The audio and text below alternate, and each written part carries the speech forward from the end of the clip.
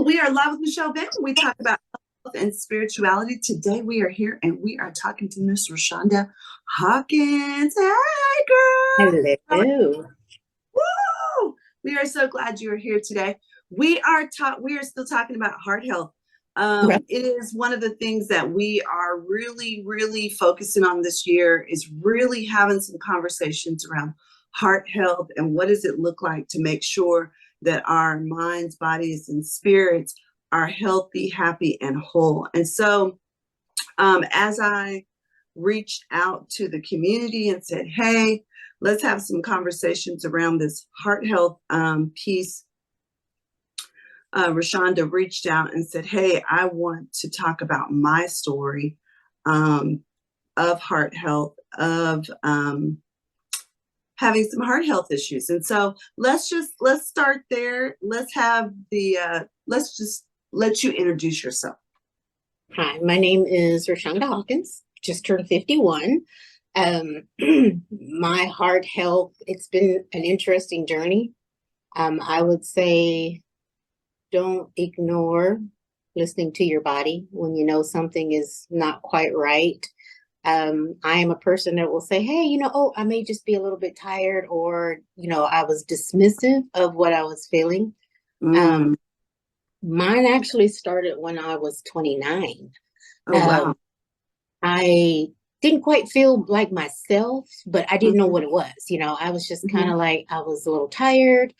I would be forgetful sometimes, but, I didn't know that the two were linked. Having a little bit of heartburn. I just didn't know that that was something that I needed to say, hey, doc.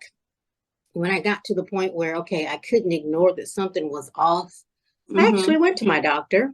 I think because of my race and Right. my age, she just told me, oh, drink more water and get more rest. So I took it as I'm fine. And I Right. just pushed forward like, well, I went to the doctor. She said I was fine. She almost Mhm. made me feel like it was in my head. So Right. I just quit saying how I felt. Mhm. Um, I was a wife, mother at the time, young kids. And I just said, oh, it's because I've got young kids. I'm chasing them, all their events. And I went to the doctor. I would tell people, I went to the doctor. They said I was fine. People would come up to me and ask me, are you feeling okay? And I was like, well, do I look bad? What is it that you see? Because I What was is like, it I that feel like I I look like myself, but I had Mhm. multiple people. People at church would stop me, and I was like, yeah, I'm fine. I actually went to the doctor. They said I was good to go. But on the particular day that everything went south, I was at work and it was my boss that kept coming up to me. Are you sure that you feel fine today? And I was like, okay, did I need to get more sleep? Did I not put myself together correctly? And I actually made an appointment with my doctor, but she was on vacation. And I think that's what saved my life is Mhm. I went to an African American physician assistant. Uh, And I was actually late to the appointment because I left work late. And mhm. so when I got there, I was like, I know that you guys have your 15-minute cutoff. I'm just 5 minutes over that time. I hope you can see me. I don't really feel well, but and they took one look at me and said, okay, sit down. We're going to work you in. She had an Mhm. African American nurse. The nurse is the one who sat there Mhm. and talked to me and said, okay, something's not quite right. Let me just go ahead and get the doctor. And she Right. came in, she's like, you need to go to the emergency room. And I was like, well, can I just make an appointment? Because she said, you need to see someone else. And when I went to the emergency room, that's when I lived in Wichita, I went to Wesley. And I Mhm. think there too, they looked at my age and Right. my race. And I got in and I sat there for about 4.5 hours, feeling awful, sweating, clammy. My heart was beating so hard that my body was moving to the beat, and I was Wow. like, it just felt like somebody had turned up my heart rate in my ears. It was really loud. And I had people in the waiting room that are there for illnesses still asking me, are you okay, ma'am? And while I was sitting there, I felt as if someone had kind of socked me in my jaw. I felt the pressure across my chest and down my arm. And Mhm. when they called me back to triage, again, I think they looked at my age and my race, and they were like, well, we'll get right to you. And then as I sat there, I felt worse. And then my family walked in. I finally got to the point to say, I'm going to go home and lay down because that's how I felt. I had this overwhelming urge that I needed to lay down, like rest I said, I need to lay down for a little bit. And my mom and my sisters walked in and they were like, "Where do you think you're going?" "I'm going to go home. I need to lay down. I've been here. They've not done anything." And she stopped someone else, and it was a little African-American nurse. She called me back. She said, "Let me reassess you." They listened to my heart and hooked me up. And she said, "Whoa." And that's all I knew was like, whoa. I didn't understand, the codes. She said, "We need to code you." And I was like, okay, whatever that means. If it gets me to the back so that I can lay down, I really need to lay down. I kept telling her, I really need to lay down. And when I got to the back, they hooked me up and, I heard the whoa again. And I was like, "What's the whoa?" And she said, "Your heart rate, your blood pressure, you know, I didn't realize that I looked pregnant because they asked me when my baby was due." I was like, I'm not pregnant, I can't even have any more children. Let's So, stop right there and we okay. will come right back. This is Live with Okay. Michelle. We talk about health, wealth, and spirituality. We will be right back. Join us this Easter for the 3 Crosses and 1 Crown, an immersive journey through the pivotal moments leading up to the resurrection. Begin with the joyous entry on Palm Sunday, where in the intimacy of the Last Supper, witness the agony in Gethsemane and feel the solemnity of the arrest, culminating in the ultimate victory symbolized by the 3 crosses and a crown. But that's not all. Our celebration extends beyond the story with a family-friendly photo booth, complimentary coffee and donuts, and a playful twist. You might just get egged. Dress comfortably and come prepared for an Easter experience like no other, where history, faith, and community come together in a memorable celebration of renewal and hope. Remember, invite your friends and family to join us. We are back and we are talking to Rashanda Hawkins. She is sharing with us her story of heart health. Now, so you go to the doctor. You were 29 at the time, right? Is that what you said? Mm-hmm. And you were still living here in Wichita. And because you were young, because you were African American, you believe that was, and I mean, at 29, we're saying, "Oh, you're not having a heart attack. There's no way you're having a heart attack. There's no way you're, any of this stuff is happening." And so you're having this experience at the hospital. Yes. And the nurse comes up and says what? She said, she kind of asked me how I was feeling. She did ask me, she says, "Do you have high blood pressure?" And I was like, no, I've always been one of those low blood pressure kind of gals, so I didn't know, looking at the numbers, I did look and say, thank God those numbers are, I didn't know what they all were. I was like, "What are those numbers?" And she said, "Your blood pressure, your heart rate." My heart rate, from what they told me, was like 152 to 170 beats a minute. And that was just me sitting in an emergency room, laying in a bed. My blood pressure was extremely high. So they began to run tests. They take me to the back and said that they were coding me, but it didn't spark any fear. I didn't quite understand, when they said coding you, they take me to the back and then I'm in this gigantic room, and I'm like, well, why do I get the fancy room? This is a massive room I'm just here because I don't feel well. And I do remember the moment that I would say the heart attack started, because that pressure that I was feeling, I felt like I was trying to tell them, I feel like someone's hugging me extremely tight. I felt nauseous, so I was just like, I don't know if I'm about to throw up or what it is what's happening. And then that's when I remember looking at my mother, and that was the last thing I remember saying is, "I'm about to die." I don't know why it came to me so clear, but I was like, "I'm about to die. I don't know what's the matter." And then it was lights out for me. And so when I came to, I was kind of like, why are all these people around? That's when I knew it was serious, because I saw all of my siblings. I saw my mother-in-law, and they just kind of had this look in their eyes. And I was thinking, like, am I dead? And I just can't speak because I couldn't talk to them. It was funny thing. My brother-in-law is the one who actually said, he says, "Well, that's how my grandmother passed." And I was like, "Your grandmother passed from what?" And he's like, "She had a heart attack and a stroke." And I'm thinking, who had a heart attack and a stroke? I'm only 29, Right. What are you speaking of? So that was the thing, they told me, "Yes, you had a heart attack and a stroke." And I'm like, but I'm 29. Right. I didn't see myself as unhealthy, From there, it was like going to the cardiologist, out of breath, cardiac rehab. It was a struggle, and they told me, oh, you're probably going to be on medicine for the rest of your life. But I was determined. I joined my church fast at the time. My pastor, he was like, now, Sister Hawkins, I know you want to be dedicated, but you take a lot of medicine and you just experienced something major. Right. You can't do it like everyone else. But he said, if you give up something, and because I knew in my heart, I was like, God, I'm not a medicine taker. I know that, who you are. And I basically, I got better. The doctor, when I would go in, they couldn't believe how well I was doing. Oh, you still got to be careful of this and of that. I didn't really suffer lasting effects. So I thought, right. I went on about my life. I was doing well. I dropped weight, blood pressure was good. I wasn't on anything but vitamins that I took daily. Well, then we fast forward to I moved to Texas, and, the experience was out of my mind. I just didn't think it was the same thing, but I woke up one day and I had horrible heartburn. You would never think heartburn, heart attack, those two going hand in hand. Because you're thinking, oh, it's something I ate. It's something I ate. And I remember, I suffer with acid reflux. I had taken my prescription medicine, still had heartburn. I tried all the remedies. Everybody's like, they had me sucking on peppermints, drinking milk, mustard. I then went on my lunch hour and got a bottle of Tums, and I was eating the Tums like they were Tic Tacs. And I just couldn't seem to get relief from this heartburn. It was horrible. And I remember laying my head down on my desk for just a second, and my boss tapped me and he's like, I've never seen you do that. Are you okay? And I was just trying to explain, like, I can't get rid of this heartburn.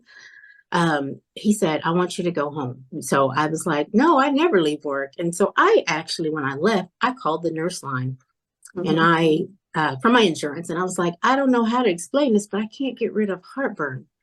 Can you give me a suggestion? And she asked me how I was feeling. Let's stop right there and we'll come right back. This is Live with Michelle Van, where we talk about health, wealth, and spirituality. We are talking about heart health today, and we will be right back. Join us for the Stay Fearless Community Education Day on Saturday, April 6th. Dive into important sessions focusing on COVID-19 health updates and substance use disorders, designed to empower and inform. We're hosting 2 informative sessions, the first from 9:15 a.m. to 11 a.m. and the second from 11:45 a.m. to 1:30 p.m. Registration is a must. Secure your spot by visiting the Center's Facebook page for registration link or by scanning the QR code on the flyer. Plus, participants will receive $50 for the entrance. Have any questions? Reach out to Dr. Donis McFall for more information and details. Don't miss the opportunity to enhance your knowledge and stay fearless. Talking to Rashanda Hawkins today, we are talking about her heart health experience. And so you had the first incident when you were 29. About how old were you about the second time? In my late 40s. Okay. So there had been a good gap of time between the first time and when you're feeling that you have basically heartburn. But heartburn in your, and I think in most of our minds, heartburn, the fact that, I'm eating something is what we think about heartburn, that I've ate something that just isn't agreeing with my system. But that was, I just thought, did I eat something too spicy? And I called that nurse line. She started kind of asking me questions. I was driving with Bluetooth on. And she said, Ms. Hawkins, we need you to pull over. And I said, pull over for what? And she's like, I believe that you are having a heart attack. And I was like, no, I've got heartburn, because it didn't feel like before. Right. And so I was like, no, I said, you know what? There's no need to call 911. Actually, on my commute home, I drive right past a hospital every day. How about we make a deal? I will pull into the hospital and I'll just let them check me out because it's not the same thing. This is heartburn. This nurse stayed on the phone with me until I arrived at the hospital to make sure that I checked in. And, and when I checked in, I said, hey, I'm only here because I have heartburn, but this nurse on the phone wanted me to come here to see you guys. And, they took my information. I barely sat down in the lobby and they called me back to their triage. I said, I just have heartburn. There's no need for you guys to like rush around. They immediately put me on an EKG because I told them, I said, I've had a heart attack, but it was when I was 29, but it's not the same. It's not feeling the same. Right. I heard as soon as they hooked me up, I heard the whoa.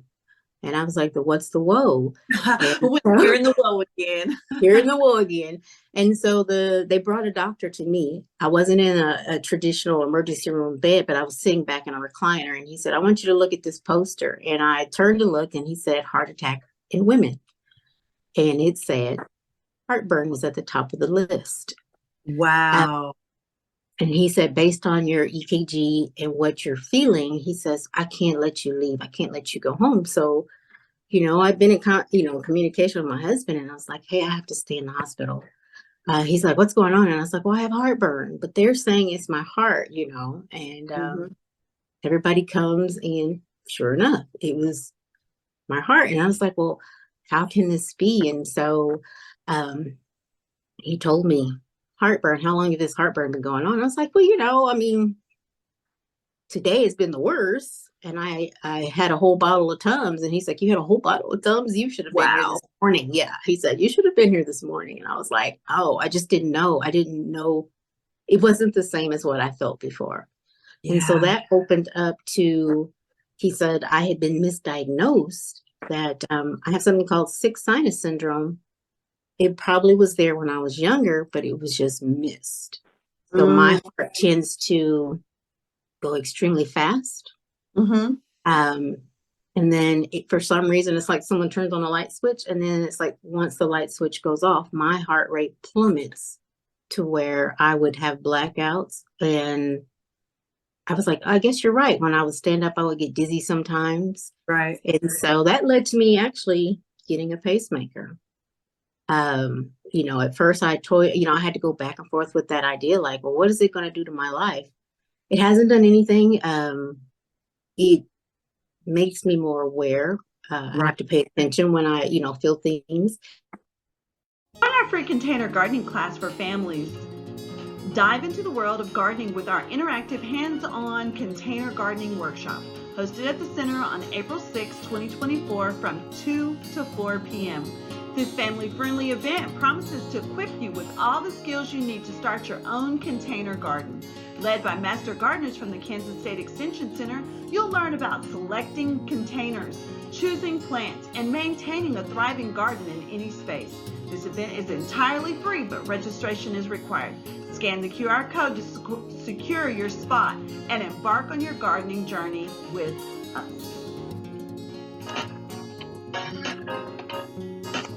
And they came in, of course, they were doing all these labs, and they mentioned one particular test, and they asked me, like, have you really been working out? And I was like, well, other than going for a walk, but that particular day and the day before, I did not. And so I was like, I missed walking today and yesterday, and, but they didn't come back and elaborate.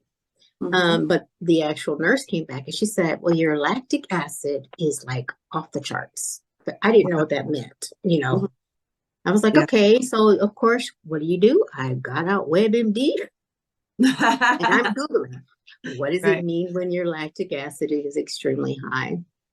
They came in and told me that I had to stay. A cardiologist came in. And he was like, we see extremely high lactic acid when there's something going on with your heart, which we now need to see if there was just a minor cardiac, they called it an episode, And I'm like, are you trying to say heart attack? Right. Drawing my blood and, checking my cardiac enzymes, he said, because they are elevated. And I think I was poked and prodded by this cardiologist who brought in someone else. And he's like, you definitely need to be under the care of, I need to see a cardiologist from here on out, And so that leads me to another thing about insurance and doctors. Basically using your insurance, because the first cardiologist I went through, he was just taking me through all of these tests. And he goes, you definitely have something going on there. But I would go for months with no diagnosis. Just show up and do every test he asked me to. Every time I went, he would do an EKG. He was doing some of the tests over and over again. But me being familiar with insurance because I ran a dental office, I finally had to call them on it. I said, I have come in here months, multiple appointments. I've gotten no answers. Do I need to get a second opinion? You know, because I was ready to have an answer to say, what is Right. this? Because I told them I don't want to be that person that every little tinge of something I feel, do I go to the emergency room? Do I say it's normal? He wasn't giving me proper education. And finally, when I switched cardiologists, I got an answer. I started off with, you know, the external monitors that they kind of, you know, watch things. And then that led to an internal monitor being placed. And then, you know, this other cardiologist said, well, you should have had a diagnosis a long time ago. We can clearly see. He even brought up back when I was 29, he told me that a simple blood test would have shown my doctor that this was coming. It was imminent. And I was like, oh, wow. And he was like, I don't know why she didn't do it. And I was honest with him. I said, I believe it was because of my race and my age. I was young. I was a young lady, you know, and I think, and one, I was a lady, you know, sometimes our concerns aren't taken serious. Absolutely. And so this whole experience has taught me that if you know that something is not quite right, don't give up, you know, keep pushing, go to the doctor. You know, I've learned from my sister, she's like, you tend to put yourself on the back burner and you just keep moving forward. Or I've gotten so accustomed to feeling certain things that sometimes I don't even recognize that it's occurring. So after I got the pacemaker, my cardiologist called me one day out of the blue. And it was kind of after office hours, like 5:45. And I was kind of like, do I have an appointment? They can see what's happening with your rhythms. Yes. And so, you know, when I looked down at my phone at 5:45 and it says, Dr. Levine is calling you. And I'm like, well, why is he calling me? Do I have an appointment that I forgot about? And he says, hey, are you okay? And I was like, I think so. Yeah. What do you mean? And he goes, no, I'm picking up that you had something going on. And he was like, what are you doing? And I said, I'm sitting down. He was like, are you sure you're okay? He said, are you short of breath? And I was like, well, no. He said, do you feel pain? And I was like, not necessarily pain, but I could feel palpitations. But that was, to me, I felt like that was normal. And so he was like, yeah, we pick up and we can see the episode. He says, I can tell you how fast your heart rate was. Your heart rate was up to 180 beats.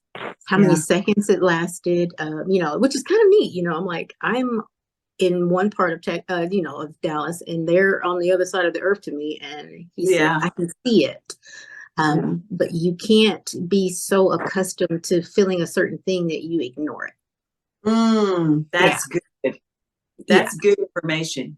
We can't get so accustomed to the dysfunction that we just began to think of it as our normal everyday. It's a normal. Miss it.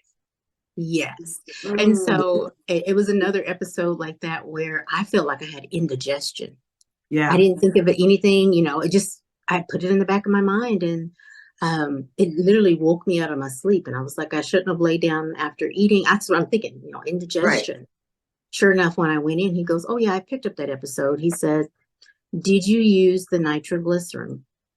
I was like, well, honestly, I got to find the nitroglycerin. You know, I need to do better. Yes, come on now. And so he said, it's designed for you to put it in your purse somewhere that you can grab it. And I told him, I thought I had indigestion. And so I had to ask the question, when do I know the difference? When should, you know, when should I have? Yes. And he says, after a few minutes, when I could kind of feel it radiating, I popped one of the nitroglycerin under my tongue and I got immediate relief. He said that was just your heart, because your heart, mine starts beating too fast for too long, that's what happens.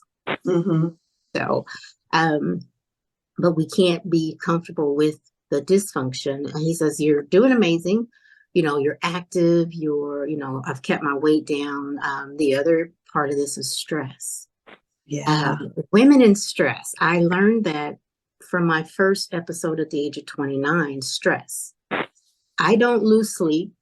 I don't eat more when I'm stressed. That my body it handles it better Mhm. So I didn't recognize the symptoms of stress because, most people think, well, I'm not sleeping or I'm not eating. I had no problem in either department, but my body, after so long of enduring the stress, kind of like shuts itself down. I said, God told me I needed to sit down. So he laid me down, so I have to be really aware of stress.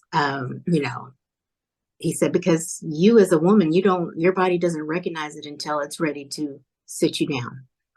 And I was like, well, I definitely don't want to experience that again. Mhm. So, one thing I really had to learn is I had to stop telling people, unless they see my scar, they ask me questions like, what is that scar from? Right.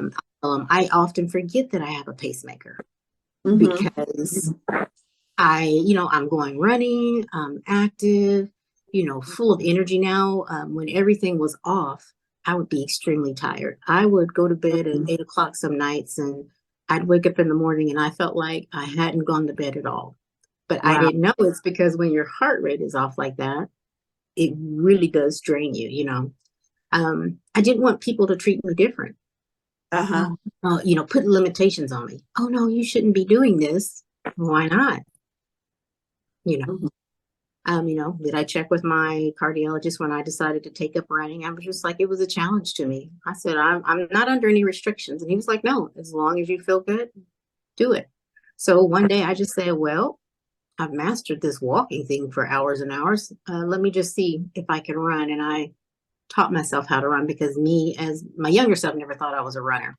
Right. But here I am. I had some friends that questioned me, why at the age of 49 did you decide to take up running? Why not? It's just a challenge. Right. I can still move my limbs and I don't have any limitations. And it's when I did some of my best thinking. Yeah. Yeah. And as a whole, when we start to think about rest, and we start to think about rejuvenation, and we start to think about what things feed our spirit, sometimes it is those things that are outdoors. It's the walking, it's the running, it's the biking. And while we don't necessarily think about those things as rest in a way that they're not sitting down, laying down and going to sleep, Mhm. but they do produce rest within us because they allow us to process our junk that we don't really think that we have. It allows us to get out into nature, to get some fresh air, to get that sun on our face.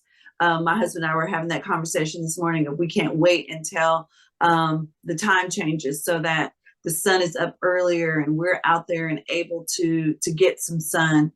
It does make a difference. Being in nature, being in the elements make a lot of difference.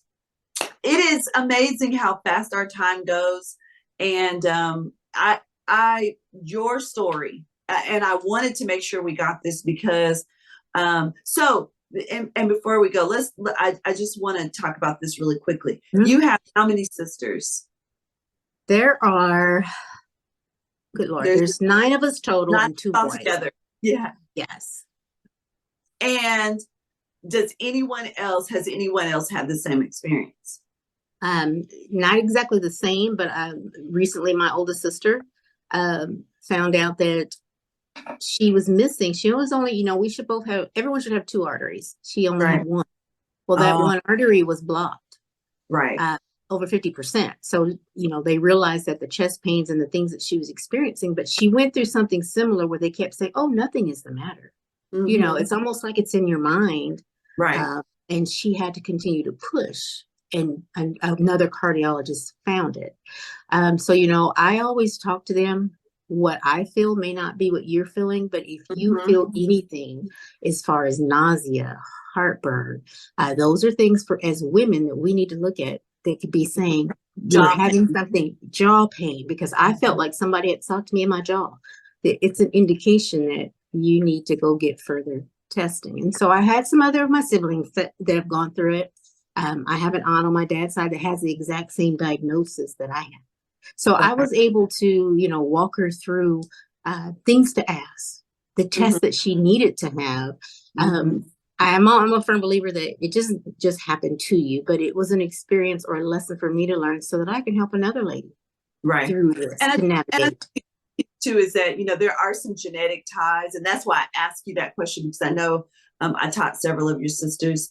But I wanted to bring that out because, you know, some things are genetic. Some things are genetic predispositions. There's somebody, when we start to have those conversations, when we begin to unhurl those things that a lot of times as Black families, we don't like to talk about. We don't like to talk about, you know, how Nana died, or, you know, that auntie, this is what was going on with her. This is why she was always so tired. You know, you know, as kids, you just kind of like, well, dang, she was always asleep. She was always in the bed. And we don't know that this was the reason why. They might not have even known the reason why. They were just sick, you know. But yeah. And so as we look at this, as we really think about it, ladies, just take the time, start having conversations with your family, start asking questions. What are the things that we're seeing in our family? What are the, you know, the genetic things are we seeing? Are we seeing heart disease? Did somebody have a stroke? Did somebody have kidney disease? Did somebody have, you know, any of these things? Because they all kind of, diabetes, these all three work together. Kidney diabetes issues, heart issues, they all kind of work together in this crazy circle. And so if you are not aware, you can be a ticking time bomb and not know. 29 years old and having a heart attack. There's nothing in your mind at 29 that you're thinking, I'm having a heart attack. In your mind, that's something that old people have. Yes, I said those words, and I kind of felt like a little celebrity in the hospital because they kept poking their head in. You were 29 and, you know, like you were in this position. So it can happen to anyone, but ladies, it happens to us at a higher rate. And we actually die from heart attacks at a higher rate because our symptoms can be so different. Yeah. Thank you, Rashanda. Thank you for sharing your story. Thank you for hanging out with me today. This is Live with Michelle Van, where we talk about health, wealth, and spirituality. And I'm going to tell you this. If someone asks you, when was the last time you went to the doctor, and you have to think about it, it's been too long. If you have not been tested, if you don't know your numbers, sis, go find them out. I want you to make sure that you are alive and you are here to help and to bring forth the next generation. And guess what? We love you, and there is nothing you can do about it. We want you to be healthy, wealthy, and wise. This is Live with Michelle Van, and we will see you next week.